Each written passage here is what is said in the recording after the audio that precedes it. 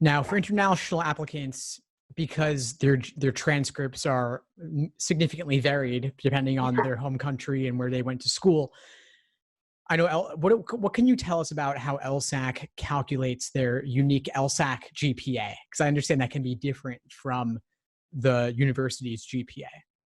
Yeah, so they don't give us anything that looks like a traditional GPA. What they give us is it's some amount of analysis to give us, as best you can, kind of a translation for what's they give us kind of a very general grade range. So, this is an above average performance at this school, this score. Because, a lot of times it's a number that doesn't have we don't have any sense of whether that's good or bad, right?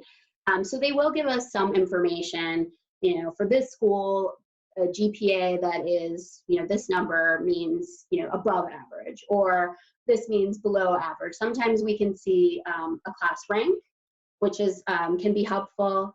Trying to think of other things. We will, if you're a kind of a total international student, so you are from another country, went to school in another country, a TOEFL score also gives us, that's part of the CAS report that we get. It has the TOEFL information. So that's also something that, gives us a sense of the level of readiness for an all English education.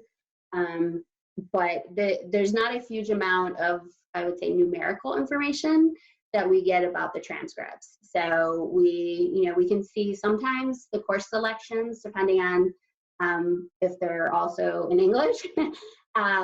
But the best we can do in terms of having an understanding of a numerical GPA is what LSAC gives us. And they're pretty broad categories. Like, it's very common to see above average, average, below average, poor, that kind of information. They'll try to do something so it looks like a scale of 0 to 100. And that's a little more familiar for us. But it's not a lot of numerical information. It is challenging to figure out how to use those when you're not able to understand everything that's in them.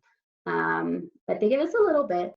Thanks for tuning into the show. Please subscribe if you haven't done so already to be notified of new episodes as I release them.